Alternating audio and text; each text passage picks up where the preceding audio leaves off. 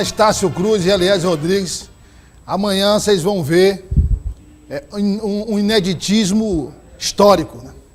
Às vezes você coloca alguma coisa inédita no ar, mas tem um certo impacto, mas não é nada assim tão extraordinário. O que vocês vão ver amanhã, de fato, é o sósia do Alipe Martins, o saudoso Alipe Martins, o Nenê.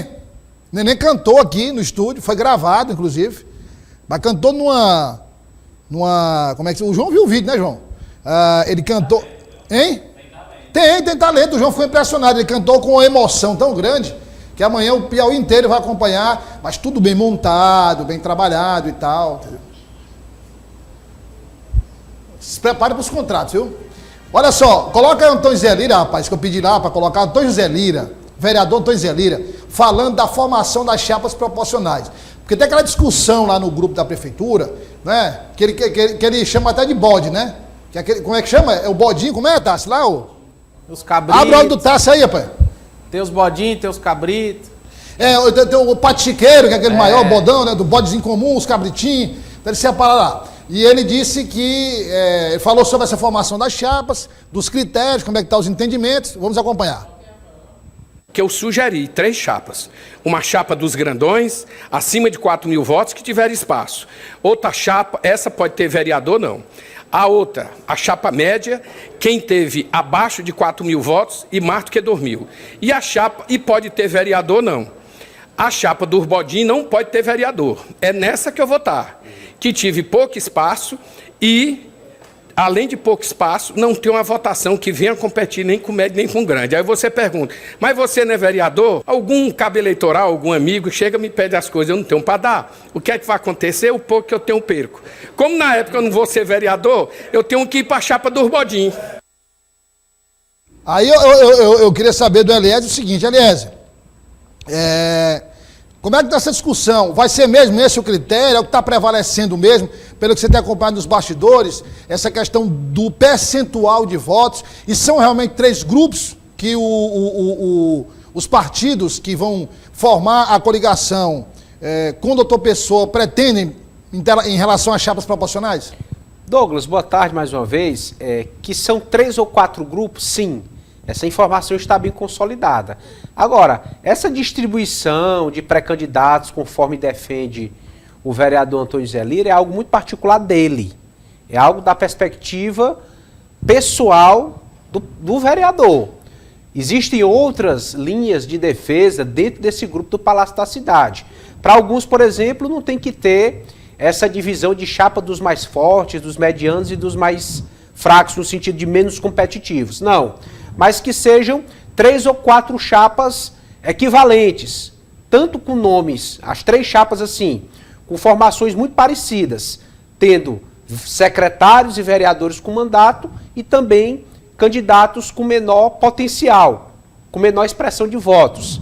Isso trazendo aí um parâmetro de igualdade para essas 3 ou 4 chapas. Não existe uma só dos grandes, uma só dos médios e uma só dos pequenos. Até porque, Douglas, para classificar como candidato com mais potencial ou com menos potencial, é outra discussão muito relativa. Para alguns, assumir um dia é vereador, tem que ser tratado como vereador. Para outros, se questiona o espaço. Será que a secretaria que foi dada para um é igual a que foi dada para outro? Será que um foi atendido da mesma forma como o outro foi? Será que o executivo municipal vai dar as mesmas condições? Enfim, considerar a votação de 2020 é outro critério relativo. Tem vereador que foi muito bem votado, mas porque tinha uma estrutura bem maior. Então essas discussões estão todas em andamento. Essa aí é uma defesa do vereador Antônio José Lira. Até porque quando a gente vai analisar, por exemplo, matematicamente, né? Essa conta não fecha, você tem todos os candidatos de alto potencial de voto numa chapa só, quer dizer, não vai funcionar esse negócio. Vai ter gente com muito voto que vai perder a eleição. Exatamente, não vai ser assim, pelo que a gente observa e tem observado historicamente, não funciona assim, mas vamos acompanhar, esperar para ver como é que vai ser decidido. Agora nós vamos falar sobre o secretário de Esportes, Renato Begé, que comenta, vai voltar inclusive para a Câmara, tem que voltar para concorrer à reeleição. Fevereiro. Né? E aí eu queria mostrar agora o secretário falando da situação do PSD nas eleições do próximo ano. O partido ele é bem democrático, né? Na própria eleição passada, nós vimos o vereador Ismael votou no Silvio Mendes. O partido votou com o Rafael. Eu votei com o Rafael acompanhando o partido, né? Então eu sempre estive com o partido nessas horas. O que eu tenho colocado para o partido é que eu tenho, né, o interesse em que o partido apoie o doutor Pessoa. Por mais que a gente ouça que tem candidato no partido, e eu respeito, Ave Maria, deputado, né, que se colocou à disposição, tem um grande trabalho aqui na cidade de Teresina. O deputado Marco Aurélio é um jovem cidadão, eu acho que tem muito a oferecer, mas eu tenho um lado. Se eu estou apoiando o doutor Pessoa, eu continuo com o doutor Pessoa lutando para que o partido apoie o doutor Pessoa. Nada contra ele. E vou respeitar a decisão do partido. João Magalhães, tem o secretário Renato BG continua nessa luta para tentar aproximar o PSD do Palácio da Cidade, mas nós já mostramos ontem o deputado federal Júlio César dizendo que a segunda opção, caso não seja viabilizada a candidatura própria, apoiar a Fábio Novo, quer dizer, está cada vez mais distante. Podemos afirmar aí que o caminho de Renato BG é outra sigla? Douglas, primeiramente boa tarde para você, boa tarde a todos. Essa luta do vereador Renato Berger para permanecer no PSD e ao lado de Dr. Pessoa, ela tem uma chance muito pequena de obter sucesso, porque dentro do PSD a fala da grande maioria das lideranças de quem vai disputar na chapa de vereador é exatamente a de que com o doutor Pessoa não tem aliança, porque o partido nunca se sentiu contemplado na gestão, avalia que a gestão é impopular, ou seja, não teria, o grupo de candidatos a vereador não teria nenhum benefício se aliando a doutor Pessoa. Pelo contrário, assumiria o risco aí de se aliar com o doutor Pessoa sem ter tido a atenção durante a gestão, né, do atual prefeito Dr. Pessoa. Então, de fato, é uma luta bastante difícil para Renato Berger, o que força ele praticamente a procurar uma outra sigla, até porque ele é sempre visto como alguém que tem uma boa perspectiva de votação, o que em tese já, entre aspas, tomaria uma vaga daqueles outros membros do PSD que estão, de certa forma, mais integrados ao projeto do partido, de se por acaso o deputado Marcos Aurélio viabilizar sua candidatura, apoiar Marcos Aurélio. Se essa possibilidade não se concretizar, pois então segue o Partido Unido para Fábio Novo, ou de repente até indicando um nome ali ou apoiando um nome para ser vice de Fábio Novo, também há essa possibilidade, mas o certo é que permanecer no PSD e apoiar Dr. Pessoa é algo inviável num futuro próximo, pelo menos é esse o sentimento, não é só do deputado Júlio César, na verdade é muito presente na chapa de vereadores que o partido tem organizado. Vamos agora falar do PSDB, dessa outra oposição ao Palácio da Cidade. O vereador Edson Mello, vereador de Teresina, presidente da Executiva Municipal do PSDB, confirma Silvio Mendes e também confirma JVC, como possíveis candidatos à Prefeitura de Teresina pelo PSDB. Eu tiraria a JVC porque já está, inclusive, praticamente decidido que ele não se filia ao PSDB. Eu vou tratar desse assunto com o Tassi daqui a pouco. Antes, vamos só ouvir o que disse o vereador Edson Mello.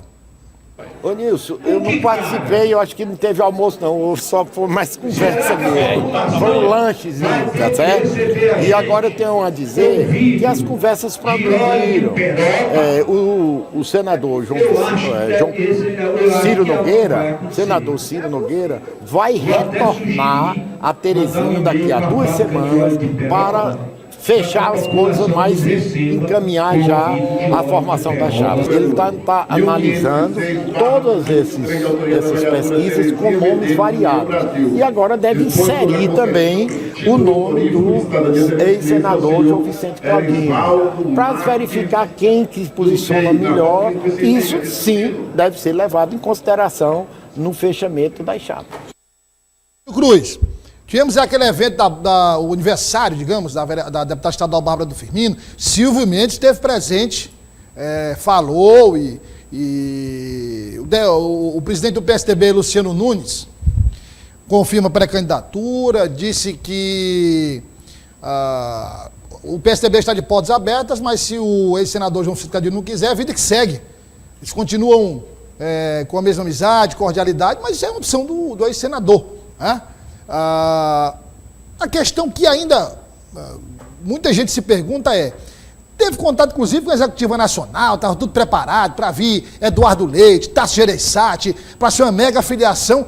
Que falta de ambiente é esse que o ex-senador João Vicente Claudino se refere para ele desistir da filiação tucana? Utilizando um linguajar muito popular na internet, Douglas, flopou a filiação de João Vicente ao PSDB, não se concretizou, como você disse, se reuniu com Tasso Gereissati, também com o presidente nacional do partido. Eu imagino, Douglas, nós não tivemos qualquer declaração pública que justifique essa recuada, né, do ex-senador João Vicente, mas parece que os ciclos da política eles ocorrem e se repetem, né? Se a gente se lembrar, 2022, João Vicente se reuniu, Ciro convidou João Vicente, Iracema e Silvio para um almoço para definir ali praticamente quem seria o candidato ao governo, e João Vicente não compareceu, né, já que ele seria preterido, que o nome seria de Silvio. Me parece que essa predisposição a ter Silvio, Luciano ou Bárbara